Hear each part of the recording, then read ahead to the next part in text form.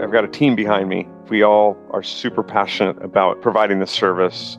I'd say to every explorer, look, to those that interpreted our moves as somehow not aligned with the mission we've stated, it is. And hopefully these comments clarified it. 80-90% of our subscriber base is on a plan, and those plans' price is not going to change. And I think that got a little bit lost, perhaps got lost in the message. If there are rehabilitation professionals out there who aren't sure what Aira does, what Aira can do, contact us. We're happy to do a virtual presentation for you. Texas Workforce Commission in particular is one of the largest states. If you're in Texas, you can walk in, you can request Aira. They've purchased Aira as an access solution. In this podcast, we got Troy Otillio and Jenine Stanley from Aira here to talk about the recent developments and the plans for the future. We're looking forward. I just wanted to, my voice went out because I cleared off 3 roofs of snow and the air quality was pretty low and it's starting to take its effect on my voice. So thanks for putting up with me and we hope you enjoy it. There's just a lot more we can do, and I think a great company never stops innovating, never stops investing, and we're looking to be around forever. Welcome to Blind Abilities. I'm Jeff Thompson. Today in the studio, we have Aira's Chief Executive Officer, Troy Otillio, and Director of Customer Relations, Jenine Stanley. Troy, welcome to the show. Thanks, Jeff. Thanks for having me on. Hello, everyone. So glad to be here, and I'm looking forward to our discussion today. And Jenine, welcome back. Thank you for having us, Jeff. Oh, I should have said welcome back, Troy, because you've been on here before. Yeah, for sure. Yeah, come on. Good friends. Yeah. I know you both have been busy, especially this last 2 months, well, especially this last week with the release of the retail prices and the offset prices, the PDF, and the webinar the other day. Let's just dig in. Jenine, why don't you bring us up to speed? Sure. So on Monday, of course, we announced our new pricing, and we did it a bit differently from the way that we've done it in the past, which caused some folks a little bit of angst. But we started by announcing our retail prices, which we've never done before. And for folks who think, oh gosh, those are terrible, businesses will never pay them, I think Troy can speak to this. Businesses are already paying them, folks. So that's not something that will be new to our business customers. But we announced those prices, and we asked you to please, if you could, as of yesterday. Well, on Monday, we asked you to call customer care. Yesterday, we made the PDF available to everyone. All you need to do is go to a URL and fill out a form. And the reason that we have you fill out that form is so that we can collect information and make sure that you are an individual calling for these prices. And I'm going to throw it over to Troy here to talk about why that's important, that we make the offset prices available to individuals rather than just having them out there for everybody to see. Sounds good. And I think the other thing, just to be clear, there's the category of people, I think like you, Jeff, who have an existing Aira plan. One of our 3 plans, we got an intro, we got an advanced, and a standard plan. And then, of course, there's what we internally call community plans, whether that's NFB, ACB, RNIB. There's some Canadian plans. We call them community plans. If you're on one of those, and that's everyone who's subscribing today, except for some who joined us so early, they're on what we call a sunset plan. But 80-90% of our subscriber base is on a plan, and those plans' price is not going to change. And I think that got a little bit lost, perhaps got lost in the message, that if you're on one of the existing plans that we support today, as we said 6 months ago, 5 months ago, when we said the pricing was going to be changed, we just said, hey, look, we appreciate your ongoing support of Aira. We appreciate those who started with us. And for that reason, we're not going to be raising prices on individuals who are on our existing plan. Just want to make sure that's clear, because with all this other movement and new concepts, I just want to make sure people understand that. And I can tell you why that is. And I think I did. It's really about loyalty. It's really about respecting those who helped launch the service. And as you said, Jeff, I think before the call started, we have not announced definitively if those prices will ever go up. And we can talk more about that. All right. So if we settle on that for a moment and just realize the existing subscribers on existing plans, that the price does not change, then now we're talking about new plans. And we'll talk about that. But I'm going to talk about the why and the rationale. What's with the retail cost? What's with the offset cost? Why the complexity, Troy? Like, what are you trying to do? I think if you go back to the beginning of Aira, we were a subscriber-only service with the idea that individuals would pay for the service like you would a cell phone bill. And frankly speaking, Saman John, myself, a lot of us were new to the industry, and we had to learn more about how it's funded and how to build a professional service. And what we discovered was that ultimately the way that accessibility is funded, especially when it's a professional service where we hire agents and we build technology and we market, there's a lot of costs involved to deliver a professional service. Ultimately, it's government and companies like Starbucks or Amazon or Google or airports or universities that have the funding to pay. They're already paying for accessibility for all the reasons that they should. Aira is just another service, and our mission is to educate and ultimately raise awareness so that Aira is everywhere and funded by those who can and should afford and deliver the service. As Jenine said, the whole idea with the retail pricing was to reduce the confusion that would often occur when we're talking to an access provider who would look to our subscriptions for individuals and expect that the price point was similar. And so we'd have to do a lot of talking and describe that, no, these prices are prices that we've chosen to offset. We've chosen to do 5-minute free. We've chosen to do job seeker.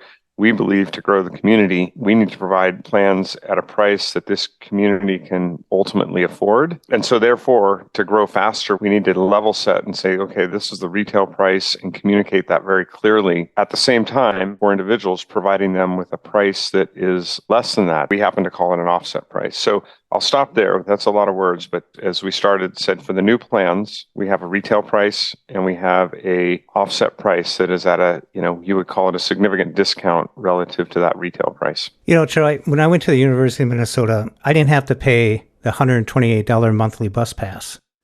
They gave me, as a student, a pass for $33. Mm-hmm. That would be like an offset. Yes. You got it. Yeah. And then when I went to MCTC, my community college, it was the same situation, but the other students paid the regular fare. They had it for the people from Disability Services office, got that price. I didn't complain. I was a college student.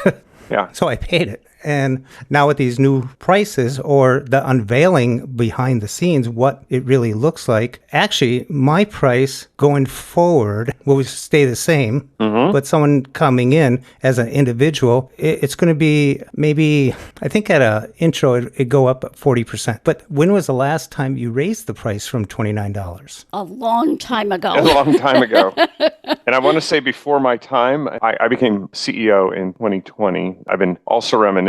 I was here from the beginning with Simon. Simon and I worked at Intuit when he got this wild and crazy idea. And I was his advisor, and I even was an early investor and then loved it so much I joined as the chief operating officer. And we have to remember that prior to 2020, Aira was venture-backed. And I don't expect everyone to understand venture funding and how it all works, but the simplest way to say it is when you're venture-backed, you're typically trying to grow super fast because the venture capital is there to basically run a bunch of experiments and hope that one of them is a huge winner. So we got a lot of funding and were able to operate the way we did through 2020, even though we were technically losing tons of money, is all venture-backed companies do, right? It's not every company, even Uber today, right, is operating at a loss. And it's in 2020 that business model shifted. I took over as CEO because, we needed a new path and the venture capital was no longer going to be provided. That's when I think I tried to be as clear as possible that, we wanted to be sustainable and therefore we had to make some changes. And this is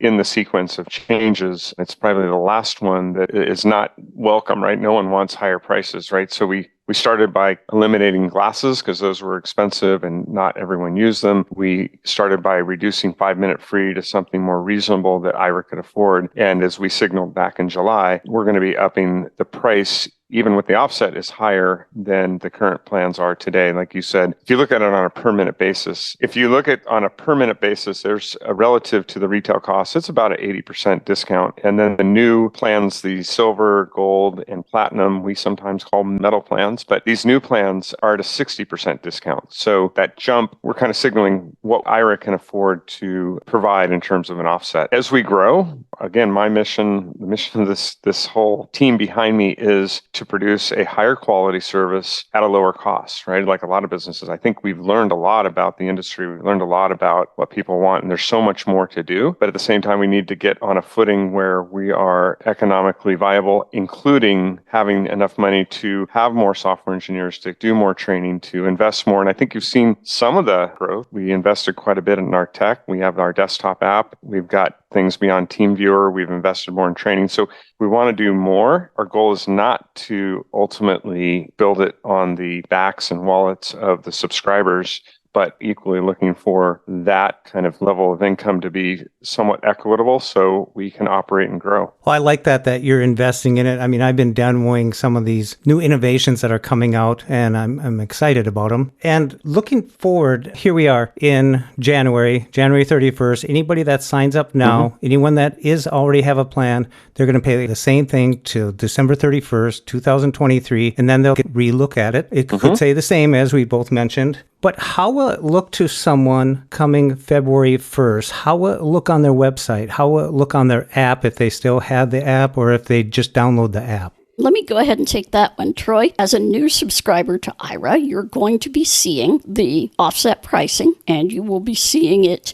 We're still setting up how we're going to display that on the website and through the website, because right now you can get it by simply filling out a short form, but it will be in the app. When you look at what kinds of plans you can have, that pricing will show up in the app as offset pricing. You're going to be able to choose from 9 different plans. And we did that in part because people said, you only have 3 plans. I'm having to buy a lot of extra minutes because I don't have anything in between 30 and 120 minutes. Well, we fixed that. So now we have even as low as a 15-minute plan. So if you feel like, I bought this 30-minute plan, but I only use 10 minutes of it a month, this is ridiculous, I'm losing part of this plan, you may be better suited to buy the 15-minute plan for $26 a month. There are a lot of options. So if you are a new person, you will have those options coming in the 2023 plans. You will also be able to subscribe to one of the community plans that Troy was talking about, and those are going to be different as well. We're in the process right now of working with our community partners, ACB, NFB, all of the alphabet, and we are working on what those plans are going to look like for 2023 for new people coming in. When I look at these higher prices coming up, possibly, or for them, when I do woodworking, I teach blind students woodworking. We used to get pine for really cheap. We used to just go through it and throw it away. But as this pandemic hit, prices of everything went up. I use those boards like I'm using my minutes now. They're more valuable. They're like some people say, if you use Aira, you'll lose your ability to do other tasks or something. Your skills will go down. But using Aira as a valuable tool, as valuable minutes, I have to use them wisely. I got my allotment of minutes, and when I'm paying for them, I really have to consider when and how I'm using them.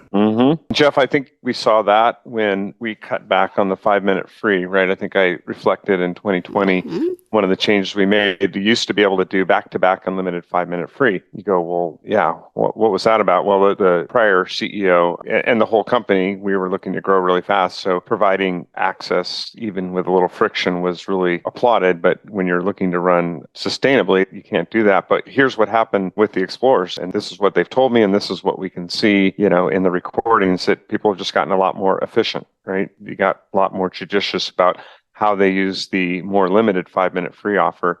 Again, I applaud anyone who can get things done quickly. Our job is to create this great service and at the lowest cost possible. And we're in this together. And so economics being what they are, we have costs. I think we all have costs, and those costs are increasing. And hopefully the musical chairs stop soon, because I think it's challenging for any business and any consumer to anticipate the future. Our commitment is these prices that you're seeing are not going to change throughout 23. And who knows what is going to happen next year. My goal is to have a decreasing cost over time, but I don't have that crystal ball. I can't say for sure what we're going to be doing in 2024. A lot of our listeners on Blind Abilities are pre-employment transition services students, 14 to 21, in the system, in the voc rehab system, looking forward to their college, their education, their academic career, and moving into the workplace. Is Aira available to them? Yes, and yes. Good. Yes, even the folks who are under 16, I believe, and Troy, you may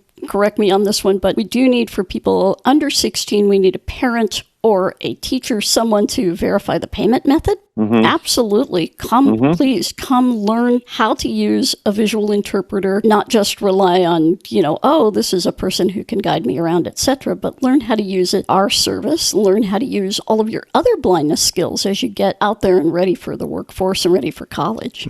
What's interesting about VR is I think we're just starting that journey. I know in Texas Workforce Commission in particular is one of the largest states, therefore one of the largest VR budgets, et cetera. If you're in Texas, you can walk in, you can request Aira. They've purchased Aira as an access solution closer to those retail prices, but to the individual, it's free, right? So that's the perfect example of what we're hoping to do. You may or may not know that in Alabama, any citizen in the state of Alabama can get Aira for free. There's a registration process through AIDB. So we're looking to do more of that. And I think the more people ask for, and I might even talk a little bit about advocacy at the end, but the more people request, the more inbounds we get and the more opportunities we have to spread Aira. And I can tell you, in any business, once you get established in a vertical, it moves more quickly. So getting the next airport or the next university, two of our stronger verticals, getting the next employer becomes increasingly easier because those cohorts, then they look to each other for, does it work? Is it successful? And I'm very proud to say that we have a very, very, very high renewal rate. So the number of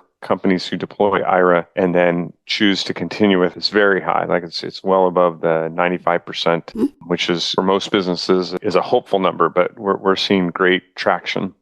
As someone in the workforce, what advice would you give to them about looking into Aira as a reasonable accommodation? I say the simplest thing to do is to email access@aira.io and we can have a conversation. I know there's a lot of anxiety about requesting tools, especially ones that cost money, and talk to plenty of explorers, many who have been successful and some that are still working it. There are different approaches on that, but we can advise that. But if you don't know anything about how to approach it, you can contact us. It comes down to your confidence about having that conversation. I mean, First off, it's your right? There's budget for this in most or all companies, especially a company of any size. There's precedent, whether you're blind, whether you're deaf, whether you have other mobility. The companies are increasingly looking to provide accessible workplaces, in part inspired, right or wrong, from the movement to support more diversity in the workplace, right? There's a bunch of trends that are all in the favor of accommodations, but it is your right. You walk up and you ask for it. You can ask for it by name, or you can just present your situation and make recommendations. But if that doesn't feel comfortable, you want more help or advice, you can contact us. Jenine, what would you add to that? I would add definitely that if you are uncomfortable asking for this, and some of the points you can bring up are the fact that having Aira, you can do things independently on your time schedule at work, where otherwise you might need to get a coworker and take them off of their position or hire an assistant, which is incredibly more expensive. And most of the tasks that people use Aira for at work are fairly short. They might be accessing something on the computer. We have one person who actually dispenses medication, and the agents help her fill the syringes and make sure that those are appropriate to each patient that she works with or each person that she works with. And that is part of her job that she couldn't do without Aira's assistance, but it literally only takes her a few minutes to actually do that each day. That's a small part of her work. So it's things like this that you can bring up to your employer. And for employers who want to hire more than one blind person, having Aira on board ahead of time really makes a lot of sense. So you can say to somebody who's coming into your business, hey, we have Aira, we might have a JAWS license, we might have some other things, and you can pick and choose from the accommodations that you want to use at our business. So that's a really good way as a business to get some good street cred in the whole DE&I or DI and E, however that is, the diversity, equity, and inclusion scheme that is so popular today and should have been popular many years ago. I would say one more thing, and we haven't launched anything specific here, but we know where a lot of the employers are that supply Aira, right? And some of them are public about it, and some are not yet public about it. I just did a little search, and one company, a large company that you find on the web that is actively hiring people with disabilities and has a program is Amazon. And Amazon supplies Aira to folks working in their distribution center and elsewhere. There's also, for those looking for jobs, we are looking forward to providing that list more transparently. But if you're searching for a job, that's something you can ask, or they might even have it on their website. We do have employers like Amazon who provide Aira as part of the interview process, and that's publicly seen. Sign on, onboarding, all of those training videos you have to do, all of the computer stuff. They have chosen to offer that to people once they pass that first interview set and you're a definite prospect. And the labor shortage didn't hurt people with disabilities either in terms of job hunting, because they need warm bodies. And if they have to pay a little extra for an accommodation, hey, that's better than not having that position filled at this point. Yeah, well, the American Foundation for the Blind, when they did their survey, one of the big things they found out is, they may seem like they're accessible to go into the company, but when they get to the modules on the onboarding and stuff, that's a whole nother story. That's where Aira could come in, and I'm glad you are looking into that and have with Amazon. Now, have campuses come on board as an access partner? Oh my goodness. How many, Troy? Over 200 colleges and universities Not 200. around the U.S.? I like your optimism. We're above 200 in total access partners. We're 60 airports, 50 universities. It's on that scale.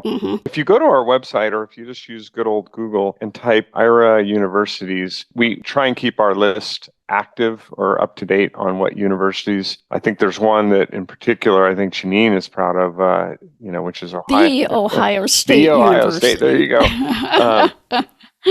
We're getting requests every day, and those usually go pretty quickly. Like, I think there's the use case of I'm currently employed, I want to have my employer look at Aira. That one, we talked about some of the concerns that could come up, even though they shouldn't be concerns, but I get it. In the university setting, there's rarely pushback. That's just more of a length of time, because universities are institutions that don't move fast. And so asking for Aira on a Friday, you won't get it on the Monday. It might take a few weeks or a month while we go through procurement, but those conversations move pretty rapidly once you have an advocate at the university and we're able to contact, or they contact us and get in touch, because the fact is it's a proven solution. Like, there's plenty of examples, there's plenty of students who can attest to the difference it makes. That path is pretty well laid, so that's just to continue and grow. And with everybody being back on campus now, we've got not only the classroom work, but also the navigation of campuses that we haven't had in a few years, things like that. But start with your disability services person. When we started focusing on students, we started with individual scholarship programs, and we realized that was just not really going to help as many people as having a whole campus or a whole college system, including their digital offerings, signed up with Aira, that was going to benefit a whole lot more people. And even when I go do something on campus, I go to the veterinary college or whatever I'm over there doing. Not the stadium, unfortunately, or maybe fortunately given this season, but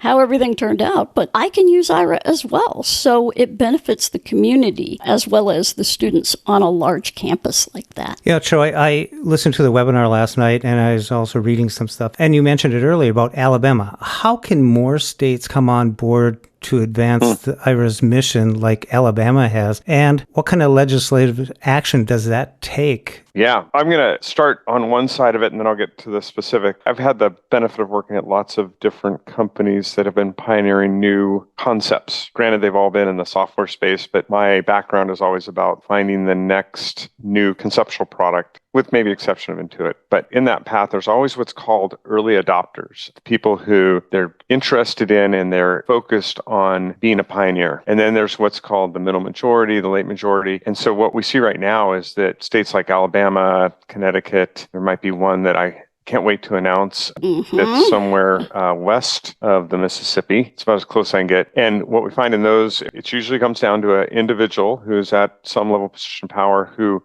gets it, right? Gets the idea that this is novel and this can make a difference, and off we go. It's really about finding those people that have the appetite to lead change and to dig in, because it takes more effort to deploy something that is quote unquote unproven or new. And by and large, we're still there. Now, one of the reasons and one of the benefits, if you will, of showing the retail pricing, which, by the way, I think I mentioned last night on the Explorer call, the cost of Aira on a per minute basis, if you look at it that way, is on par with other interpretive services, specifically for deaf and hard of hearing. So I mention that because organizations, whether it's government or private, they're already used to paying for an interpretive service. They just never heard of Aira and they don't get it right away, even though it might sound simple. What is this? They got a phone? How does it work? It's all new, right? And you don't see someone on TV doing Aira. You see people doing ASL. We've all experienced folks doing ASL. So part of the advocacy that I'm going to invite the community to participate in, if they're so inclined, is to raise that awareness and maybe even separate visual interpreting from Aira. Like Aira is an implementer of visual interpreting, just like there's a lot of people who can build wheelchair ramps and there's a lot of people who deliver ASL services. Granted, Aira stands alone as the only professional service, but you got Be My Eyes, right? That's a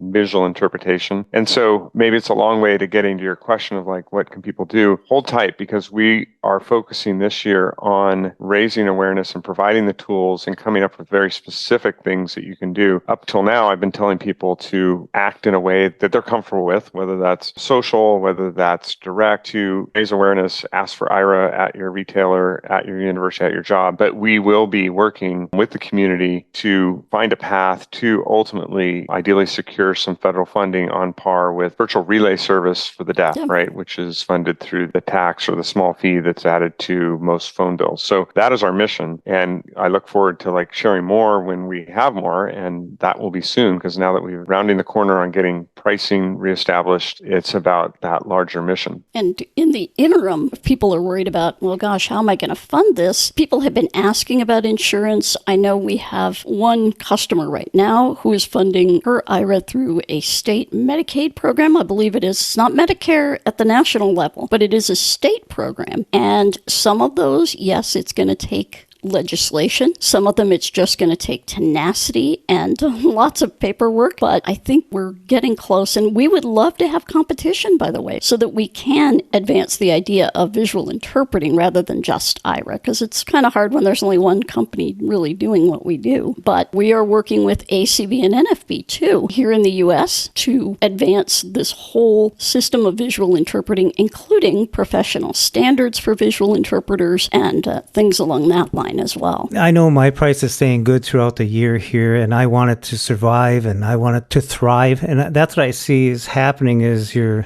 thriving. I've seen the betas coming out and, jumping on to the desktop. I was like, wow, how would this be useful? And as soon as I started testing it, I was like, I get it.